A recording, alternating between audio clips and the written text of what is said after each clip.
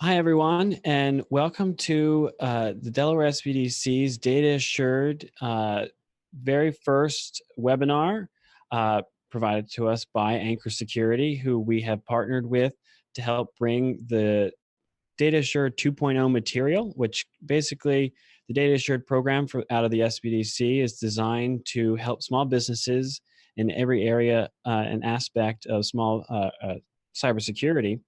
And so we created starting points for all areas of cybersecurity and with Anchor Security's help. So I'm going to pass it over to Jamie and let him go ahead and introduce the team and then go on into our first webinar. So Jamie, take it away. Thanks, Jake, and hello, everyone, and welcome to this webinar. Glad that you're able to join us, or glad that you're able to listen to it in the future. And first, Jake, I want to thank you for our partnership with the SBDC. It's been great working with you, and excited about our future together. Also, want to introduce our leadership team and our four co-founders of Anchor Security. And tell you a little bit about ourselves. First is me, Jamie Swamp. I have a PhD in organizational leadership. I've started and currently own several small businesses for all you small business leaders out there. I also teach organizational leadership at the graduate level at Luther Rice. So our second co-founder is Dan Goodman, and Dan is the Department of Energy Cyber Force champion for the University of Delaware. So great job, Dan. And Dan is also a cybersecurity scholar at the University of Delaware. Our third co-founder is Connor Swam. Connor has his BS in mathematics from the University of Delaware, and he has also started and owns several businesses. And then our fourth co-founder is Andy Novison.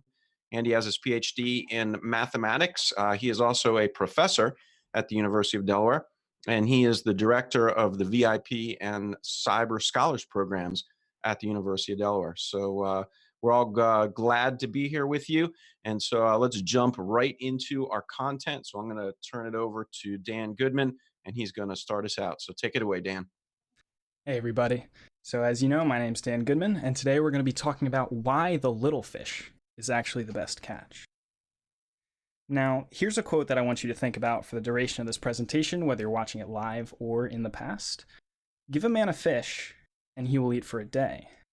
Teach a man to fish, and he will steal every day.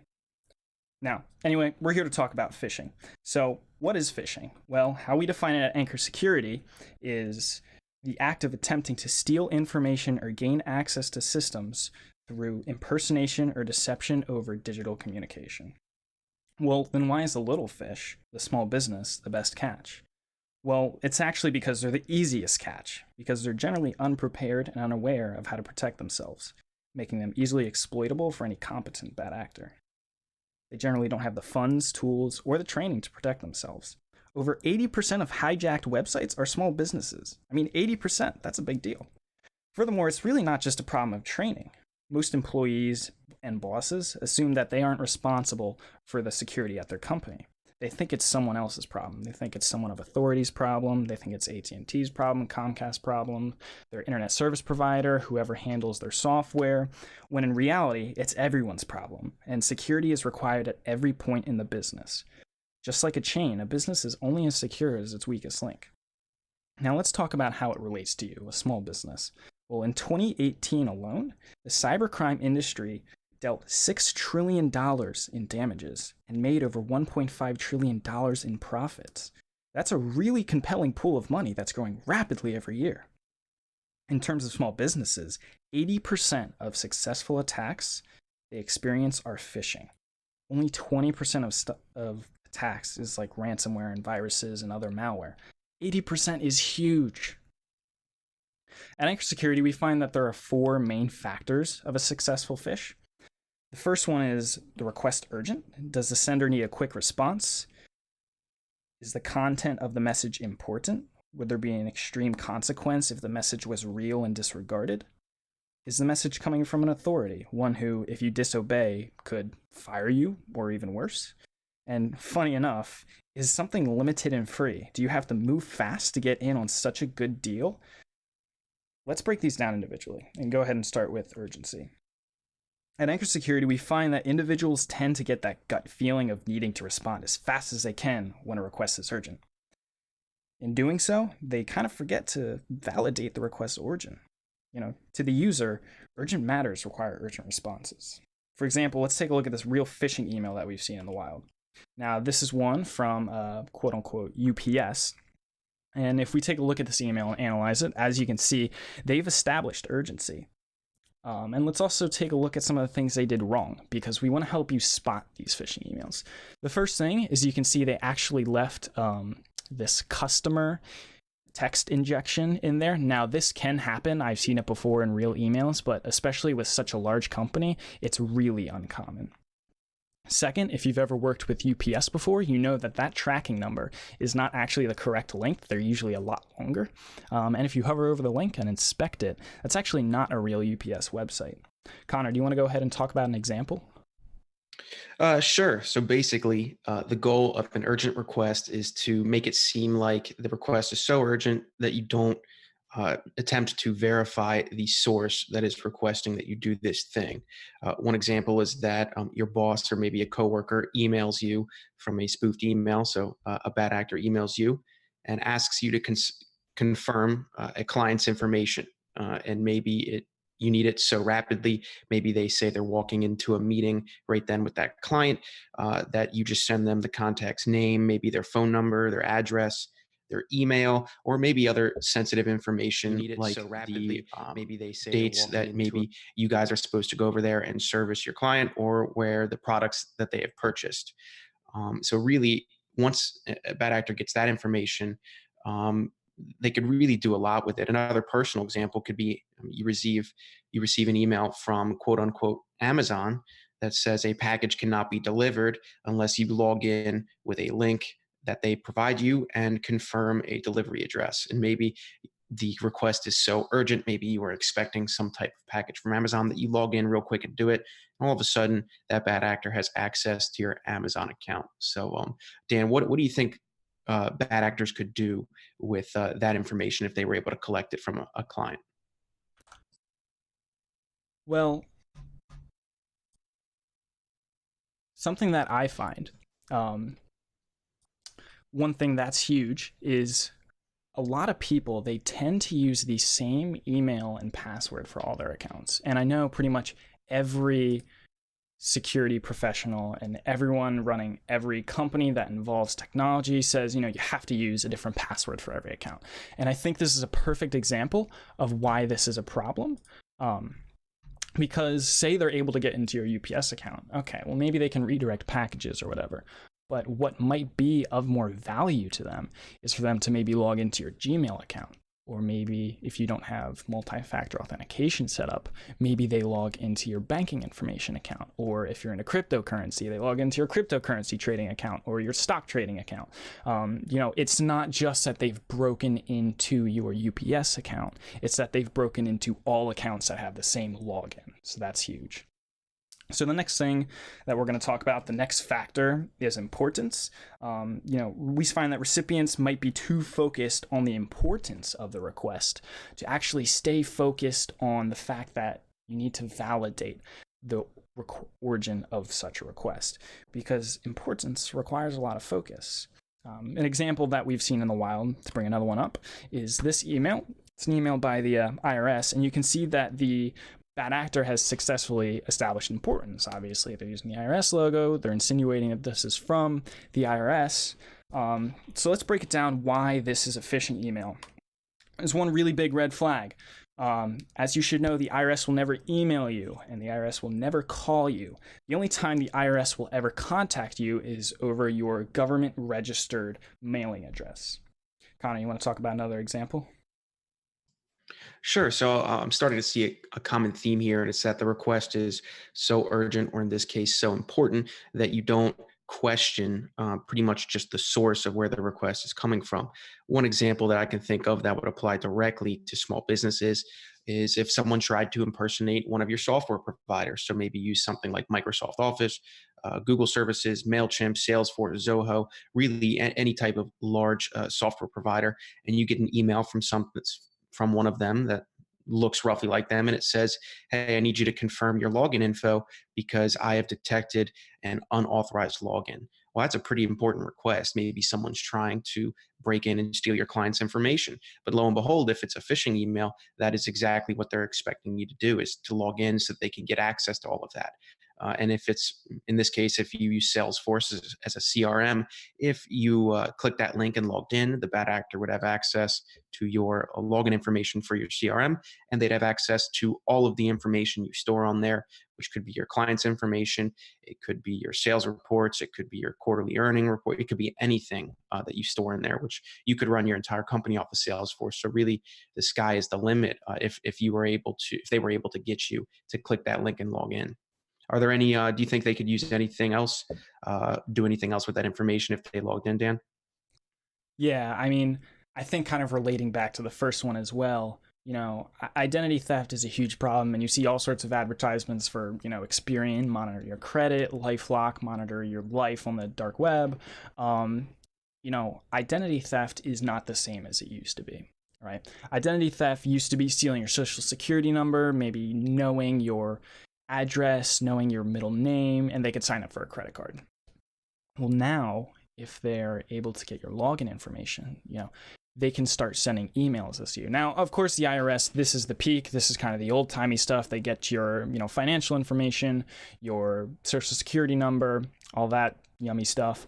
But identity theft does not have to be just what it used to be. Now, because we have these logins, identity theft can be as easy as logging into your email and sending an email to your boss saying, hey, this is my 2 weeks notice, when you have no idea that was sent, and you definitely don't want to leave your company. So the third factor that we're going to talk about is authority. If a request is coming from an authority that requires the individual to be prompt and dependable with the response, this is really not a situation that you want to mess up, right? You might be in the process of trying to look good for your boss, you might be looking for a promotion, you might be looking to just generally get in good favor, and the best way to do that is to be very quick and very dependable with your responses to email, calls, text, Slack, whatever message delivery system that you're using, because authority demands prompt dependability. Now, we can go ahead and take a look at an email that we've seen in the wild again. This is a fake CEO email from someone that I know. As you can see, just to look at what they've kind of gotten correct here, they've used a picture of their CEO. Now, I'm not going to blow it up anymore or identify to protect the privacy of the people involved. But, they've done a lot more than that correct. They've also gotten your name correct. That, doesn't take a lot of information, but it's the little pieces of information put together in the right way that make it seem authentic. And another thing that they actually did quite well is they combined two factors. They also combined urgency, which is really huge. Connor, you want to talk about another example? Sure. One example I could think of right off the top of my head is that someone, let's use this case right here, spoofs your boss and says, hey, I need a login to get a list of clients that we're currently working with. And maybe your boss intimidates you, or maybe you just need to do it he or she says.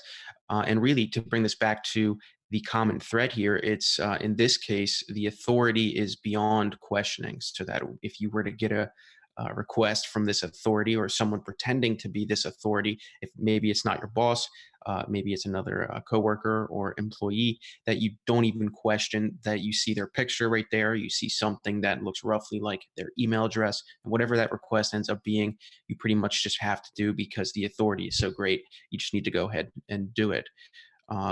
Maybe the request is a threat. It's like, if you don't send me this client's personal information that we have, we might lose them as a client, and I'm walking into a presentation with them right now. I need it as soon as possible.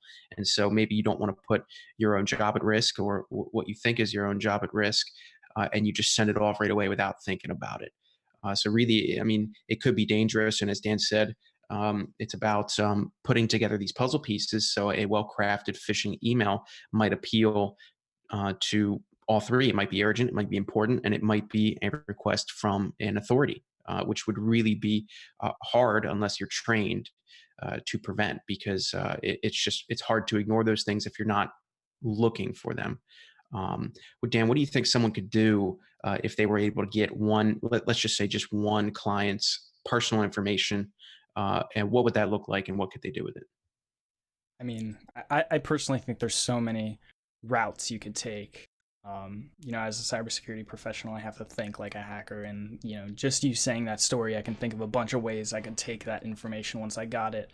We have to remember, as small as a business you might be, your service is just as valuable to someone who's paying you as to someone who's not paying you. And I mean, obviously, that makes sense. I mean, if you're getting a service for free, that's great. What I'm talking about is corporate espionage, especially international corporate espionage.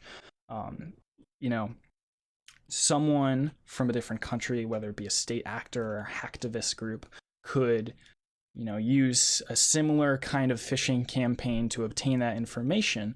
And whether they get information about how you do your craft, or as you said, information about a specific client that they work with, you could either use that to pivot and target that specific client if that was the goal, or you could keep doing it, harvesting information, compiling a list, feeding it to your government or greater body. And you could possibly use it as blackmail to convince that company that you've just stolen that information to do something for you, saying like, hey, here's information on one client, we have every single one of them, here's proof that we have all of them. Now we want you to do this, and of course you want to comply because you don't want to break your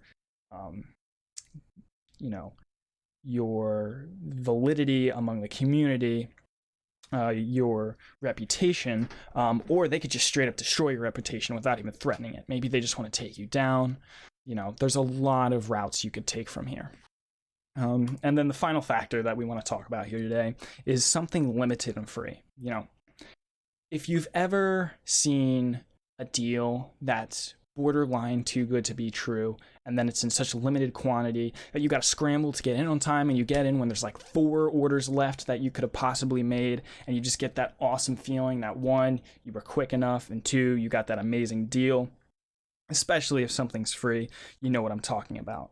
People want to move fast, and they don't think. They just go, oh my God. They drop everything they're holding, whether it be physically or mentally, and they just scramble to get that deal.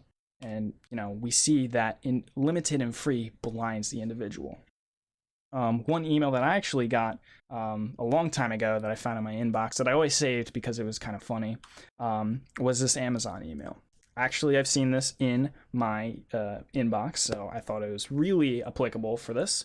As you can see, they've established that something is limited and free, right? $150 Prime credit expires on the 28th. You can see in the content of the email that this was received on the 22nd. So, pretty few days to actually get moving here. Now, you can also see that they've made some errors in here. They have some weird syntax going on. You can see it's very unlike a real Amazon logo. This is from a while ago, but that specific logo was never actually used. They never had that kind of fade. That's if you're a little more aware of your brand recognition, which a lot of people are nowadays. You can also see that this was in spam. This went directly to my spam for a reason. This was not even from Amazon. If you look at the top, you can see the email that it came from. That is not Amazon. I'm not even going to, try to pronounce the end of it. But, we do unfortunately see people going into their spam, looking for things that shouldn't be in spam, and going, oh my God, why did this go to spam? Look, this is such a great deal. Act on it really fast. Well, it was in spam for a reason. Spam back in the old day, yes, it was pretty bad. It wasn't very accurate. Things got in there that shouldn't be in there. Nowadays, especially this being from Gmail, Google's spam filtering is, leagues and bounds above anyone else, and it's so accurate that I rarely see anything go into spam that shouldn't be. Connor, you want to kind of tie this all together, see how we can work all these lessons together? Sure, I'd love to, but I've been told that Jamie has a special message for everyone watching. So do you want to tell them what that is? Yeah, thanks, Connor. Before I do that, though, I wanted to kind of bring another point into this, because I I've worked with a lot of small business owners, and I coach a lot of small business owners as well. And in my experience, kind of the phishing attacks that we're talking about here are very simple in one regard to carry out. Yet at the same time, they can be very troublesome and very dangerous, and at times devastating to a small business. And often, in my experience, the vast majority of small business owners that I work with are very focused on their small business in whatever industry, and they're focused every day on growing their business. And very few are thinking much about cybersecurity and the cybersecurity threats that are lurking out there every day. And as we all know, are increasingly coming our way. And we all know that small business owners are particularly vulnerable because small businesses usually don't have the same level of protection and security as large businesses. And so I'm often asked, from a small business owner that doesn't really know anything about cybersecurity, doesn't even really want to think about it, and says, "Okay, well, what should I do as a small business owner? What would you recommend that I do?" And so, what I would suggest for those small business owners who are joining us or who are listening in the future, I would suggest as a first step that you go to the data assured workbook that is part of the small business development content. So we worked very closely at Anchor Security with the SBDC to put that booklet together, and it is meant to be a thorough introduction for small business owners to what is very important for you to be aware of in the cybersecurity world in order to protect your business. And this actually isn't public yet, but that workbook actually just won a national competition, and so you'll all be hearing about that. So just great job on that, Jake, with working with us and putting that together.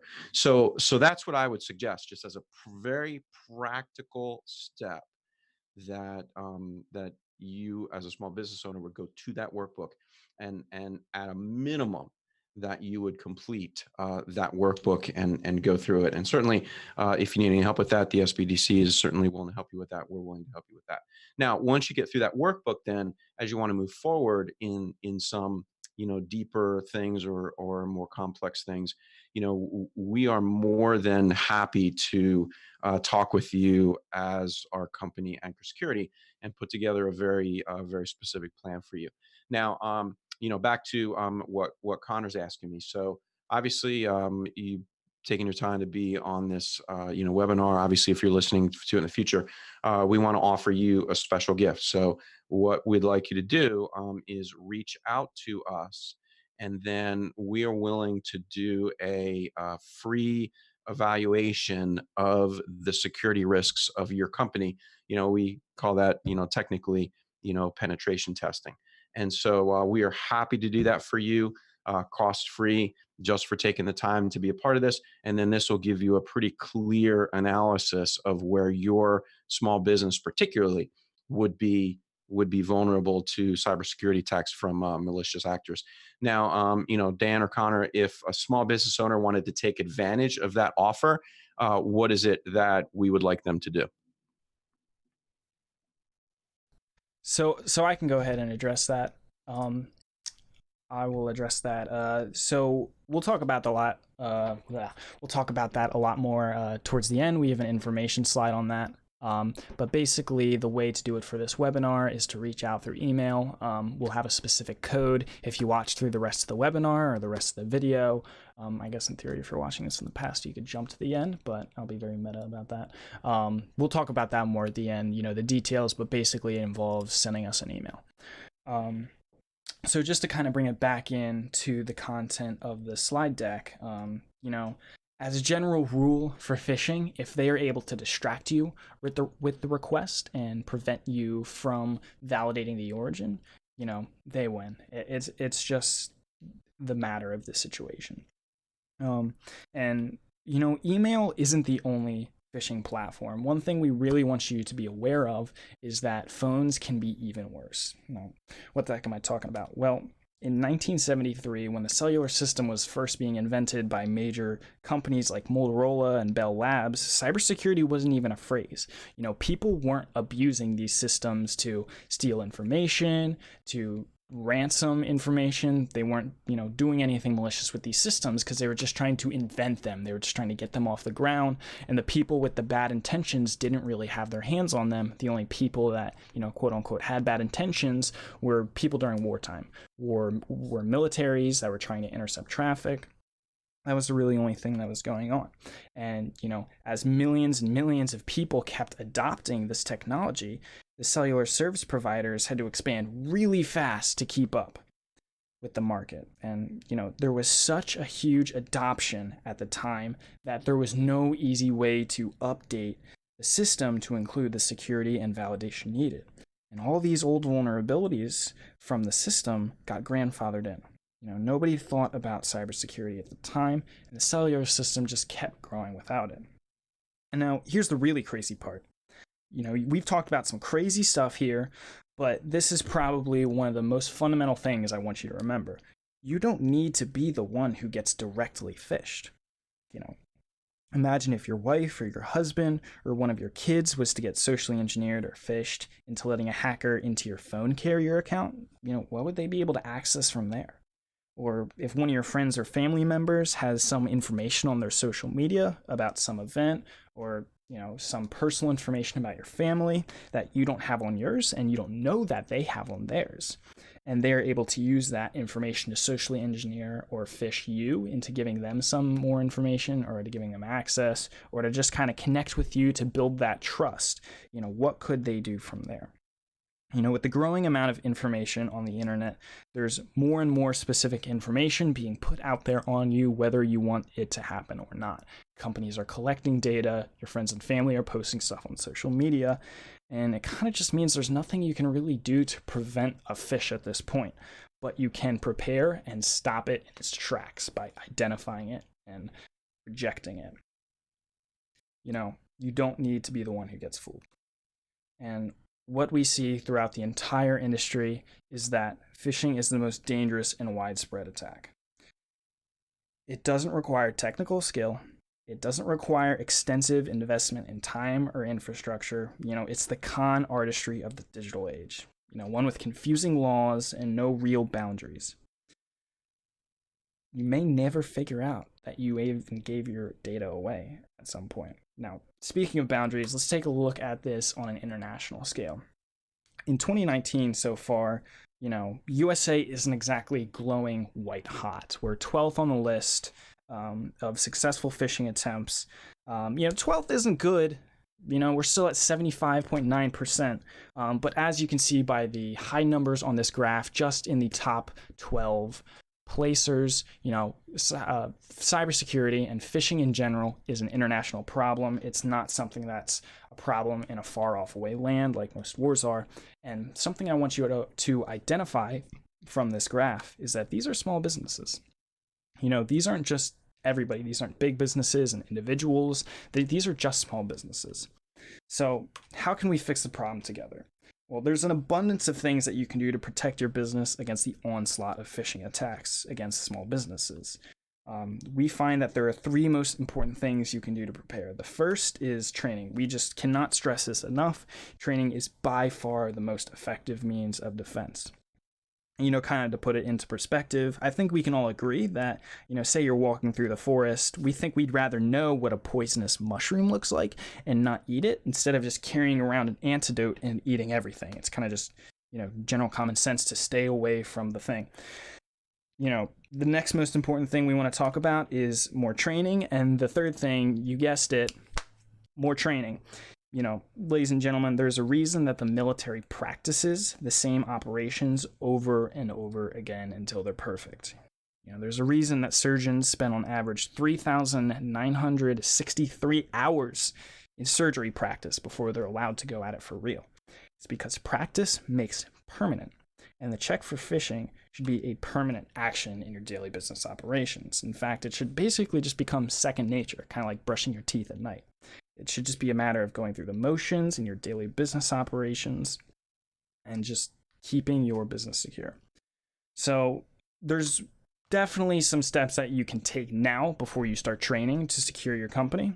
A really easy step is just to be always the one who calls someone that you don't know, and always inspect emails carefully, no matter who it's from, no matter how limited the time is. You never know how well someone might have been able to get through those spam filters, get through those validation filters to get that email into your inbox. A more involved step and a more modern step would be to use modern and secure methods of communication throughout your company. There's Slack, there's Signal, there's Discord, and iMessage. Personally, at Anchor Security, we use Discord for all our intercompany communications. And then a really, truly hardcore step would be to use digital signatures for email. A lot of the Microsoft Outlook professional suite allows this, and they actually have it built in. Basically, digital signatures is just very complicated math and cryptography that ensures that you were actually the one sending that message. And it's just complicated math that bad actors cannot emulate or beat. They have to be the ones to break in to be able to beat it. So if you can protect yourself with digital signatures, that is a huge plus to ensuring that you're not getting phished. And we want you to remember that you can be phished in person too. And this is what is known as social engineering, if you've heard the term before. Social engineering is more of an umbrella term that includes phishing. It's all sorts of deception to get information or access from someone. And while social engineering and physical social engineering in general is much more committed and involved, it's probably the most powerful form.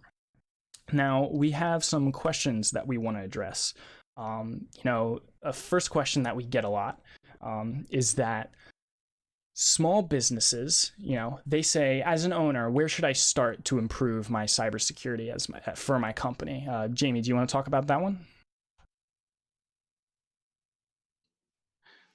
Yeah, absolutely. And let me go back to what I had said earlier. And I can't emphasize this enough, and just learned this over so many years working with so many small business owners, is that very, very few small business owners know enough about cybersecurity.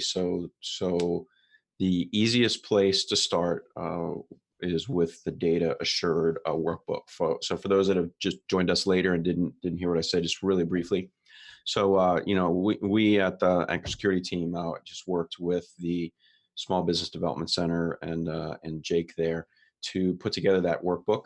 And the workbook is designed as an introductory cybersecurity education / protection tool, and where a small business owner starts working through that workbook, and that workbook then takes the small business owner step by step by step by step in terms of what they need to do and how they need to do it.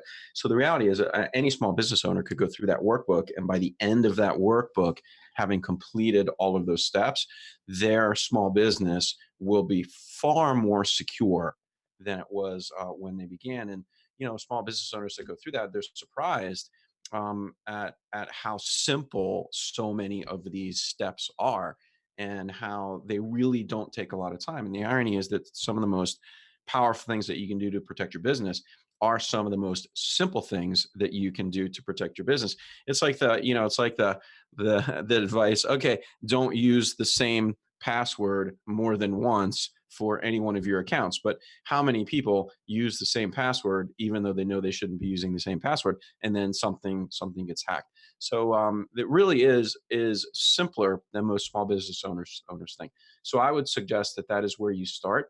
And we haven't put this out there yet, but that workbook actually just won a national competition, and so we'll be talking a little bit more about that later. So that would be my suggestion on where small business owners start. Great. Thank you, Jamie. Another question that we have, and Andy, I think this would be a great one to shoot to you, is, as a small business owner, if I want to look at training, how in-depth should training be, and how often should training be?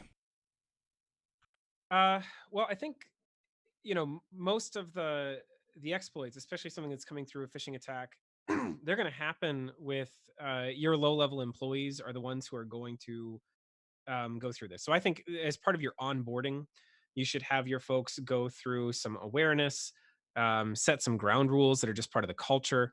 I think we've even found here at the University of Delaware, we do behavioral studies.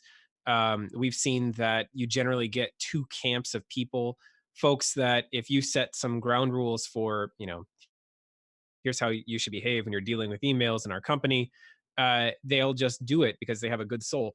And others who are more pragmatic, and there needs to be some sort of consequences or something like that for them to actually take action or alter their behavior. So to some extent, that's a case by case where different employees will need different incentive structures to go through it and to absorb the behaviors. But um, to some extent, you want to have everybody who comes in the door and joins your team go through some sort of awareness training, and then probably beyond that, you want to then monitor what's happening. So if you've got systems in place where you can do your own social engineering of your own employees and see whether or not they're paying attention to the lessons, and you can see sort of the percentage click throughs when you try to fish your own folks through cute little tools and things that we can show you. Uh, how the training actually impacts that, and so you can even kind of insist that they go through the training if they are falling victim to certain exploits. Great, thank you, Andy. And I guess another great question that we have here, and if you're listening live, feel free. We are streaming this live, so if you are on the live stream watching in real time, you can go ahead and shoot a comment in the live stream or a chat message, and we'll be able to see that and answer it. But to look at what we have here, this is another one for you, Andy. When we do penetration testing on a system or a company, what would that involve in terms of, the technical side? Yeah. So typically, there's going to be two aspects. There's the angle, the human angle, and the technical angle. So on the human side, there's a question of who is handling what I'd call the crown jewels, the personally identifiable information, the data that your company has that could legitimately cause you harm. How does that come in? How is it stored? Things like that. So there's some aspect that is just getting a feel for where the threat vectors are.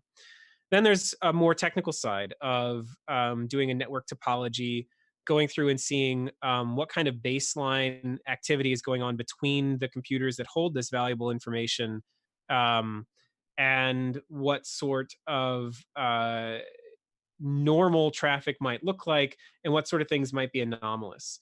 Um, then we can go through, we can set up sort of 24/7 monitoring of the computers to know whether or not you're at risk of some data being lost, that just sort of work quietly in the background. We will do hunting for known vulnerabilities that bad actors can use. Because one of the things we're on this webinar, we're talking phishing and things like that. Um, a couple of things that can happen in a phishing email beyond just getting your credentials is they can send you to a malicious website that's taking advantage of a known vulnerability in another website. So if your bank account login has a cross-site forgery request vulnerability, then you can end up on a malicious site that looks fine and it's making requests to your bank account in the background and you have no idea. And so to some extent, going through and finding the known vulnerabilities that exist in your software stack and in your hardware, to say, hey, these are the exploits that we would be able to do if we were aiming at you. And so here's how you can quickly patch them and so on. And then setting up some sort of monitoring. To a large extent, we'll walk you through kind of the NIST cybersecurity framework and how to make a really like practical, low pain way to get your company up to snuff. Awesome, thank you. And we got another question here. So this is one actually from someone that we've talked to saying, I have 6 or so employees that have never done cybersecurity training before. And if I wanted Anchor security team to help with the training for my employees, what would that look like? And I think that's something that Connor and I can address. I'll go ahead and say my piece first. I think the most important thing, as we showed before with the statistics, is that phishing training is by far the most important. It covers, over 80% of attacks that are successful on small businesses. So we would definitely start with phishing training. Phishing training, we have a great phishing program from Anchor Security. It involves 2 months on each individual together in parallel. So it takes 2 months in general. And we have 3 different tiers depending on how in depth you want that training to go. And we kind of just simulate them, running them through both real and clearly obvious phishing attempts, saying, is this phishing? Yes, no. Or we'll put them through an actual email or phone call, or possibly even in-person social engineering, if that's the tier we want to go to make sure that they're very vigilant and very aware of what they need to be checking when it comes to their cybersecurity. Connor, you want to say anything else?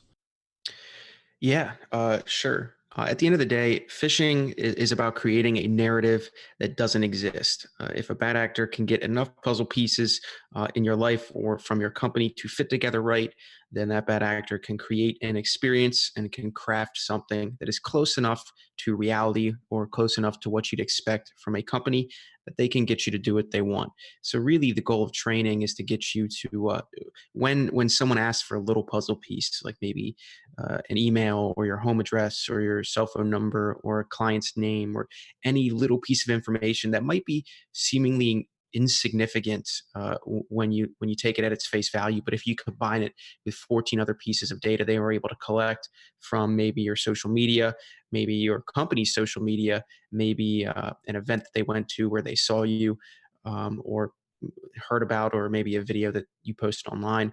When they put all that together, they can get enough to fit together in the right way to really craft something that is so imperceptibly so imperceptible from a authentic request, that it's hard unless you're trained to see it. It's hard to see the difference. So really, the importance of training is to get those warning bells to ring inside of your head to say, wait a second, who is this? What do they want? Why are they asking for it? Is this real? And then to look at all the data, as we saw earlier today. Like, look at the email. Is it actually from your company? Look at the picture. Is it actually your boss or maybe your employee? Go talk to that employee in person. Is it actually the phone number of the person you'd expect? Is this regular? Is this a regular thing when you get a request? Is it a regular request to get? Even something as simple as that, just confirming it twice in person or on the phone, would be a great first step in protecting yourself, your clients, and your company from phishing. And as we wrap up here, Jamie, do you have anything you'd like to say as we get out of here? I do a funny story about the online employee training. So I teach organizational leadership as an adjunct professor at the graduate level at Luther Rice, and so all of the professors and adjunct professors are required to go through regular cybersecurity training, and so I get the links to then go through all the training, and literally almost every quarter, I'm actually in the online training. It's very effective, not because I don't know what I'm being trained on, but because it keeps it top of mind, and it's so effective that there's one one day, I don't know, I should say this, but one day I was just clicking through emails, and so periodically they will email me phishing emails just to see if I clicked on it. So I was just clicking off stuff on my email account, and accidentally clicked on one of those phishing emails that was sent by the company that does cybersecurity training. And so suddenly, a big window popped up and said, "Uh-oh, I clicked on that and I'm now susceptible." Anyway, so I had to take a remedial online training class just because I clicked on that.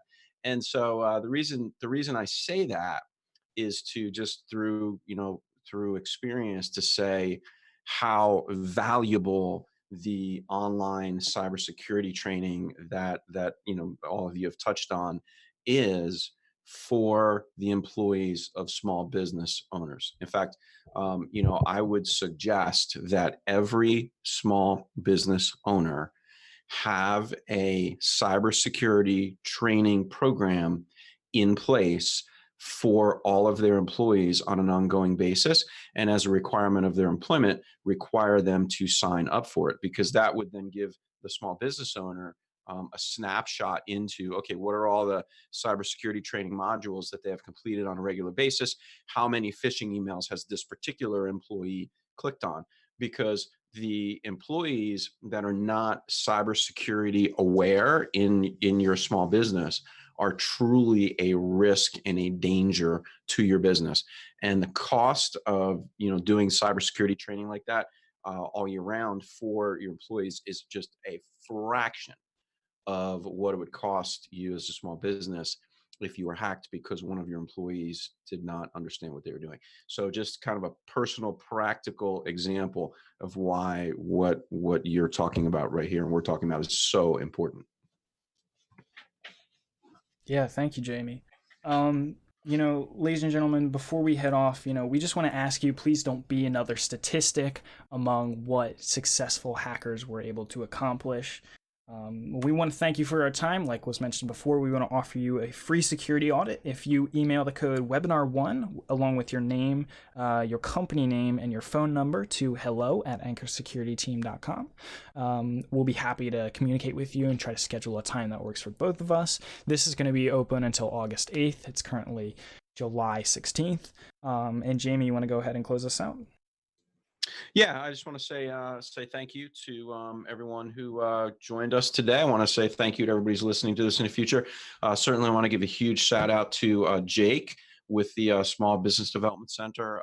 It's just been great working together, and we are very, very excited about our partnership and the power and the effectiveness of our partnership to truly make a difference in the lives of small business owners and their staff and their employees and their customers in working with them to help them be protected from cybersecurity threats. So thanks for joining us, everybody. Great job today, and we will see you on our next webinar.